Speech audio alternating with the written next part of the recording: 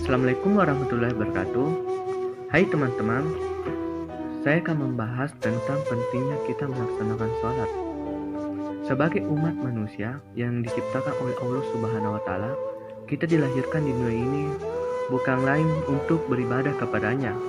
Sebagai bentuk penyembahan kita kepada Allah Subhanahu wa Ta'ala, kita melaksanakan salat 5 waktu, yaitu salat wajib kita. Sebagaimana kita ketahui, salat merupakan rukun Islam yang terpenting setelah syahadat. Karena di dalam salat berbagai macam ibadah telah terkumpul seperti zikirullah, berdiri, sujud, bacaan Al-Quran, dan lain sebagainya. Salat juga merupakan induk ibadah badaniah dikarenakan pada saat Allah Subhanahu wa Ta'ala hendak menurunkan syariat salat, Dia memutuskan nabinya ke langit. Hal ini tidak menunjukkan bahwa syariat Islam lah yang besar. Allah Subhanahu wa Ta'ala selalu mengingatkan kita akan pentingnya salat karena salat dapat mencegah perbuatan keji dan mungkar.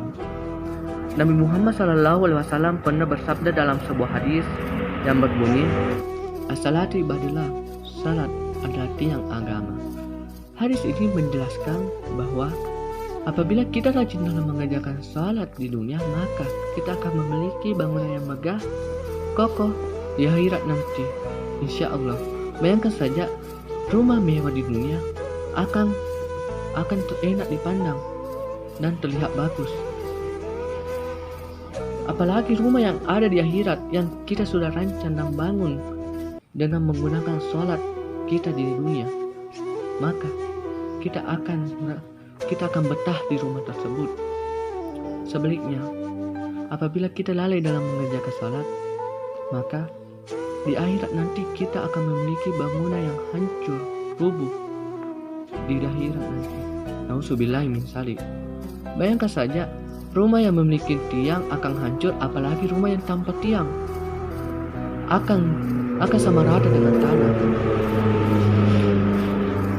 Apabila kita membuka lembar-lembar hadis, kita akan menemukan sabda Rasulullah SAW yang berbunyi, "As-sholatu min kulli khair." Salat merupakan kunci amal perbuatan manusia. Hadis ini tidak lain menjelaskan bahwa di akhirat nanti amal yang akan diperiksa pertama kali yaitu amal salat kita. Sehingga apabila amal salat kita baik, maka secara otomatis amal perbuatan kita juga akan ikut baik.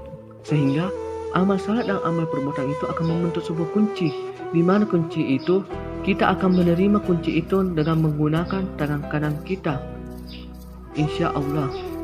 Akan tetapi apabila amal salat kita buruk, maka secara otomatis juga amal perbuatan kita juga akan buruk, sehingga amal itu akan kita terima dengan menggunakan tangan kiri kita.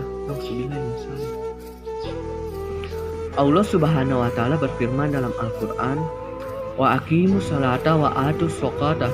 Artinya, maka dirikanlah salat dan tunaikanlah zakat.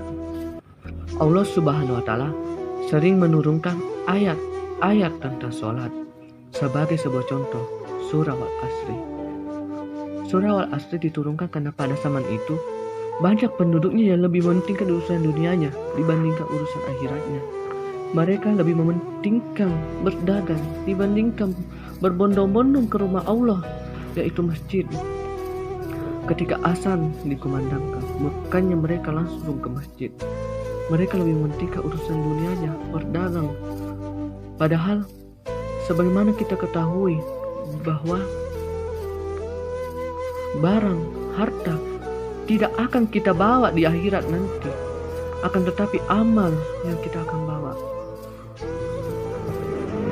Akan tetapi ketika surah Al-Asr diturunkan, penduduk pada zaman itu mulai sadar akan pentingnya sholat di masjid.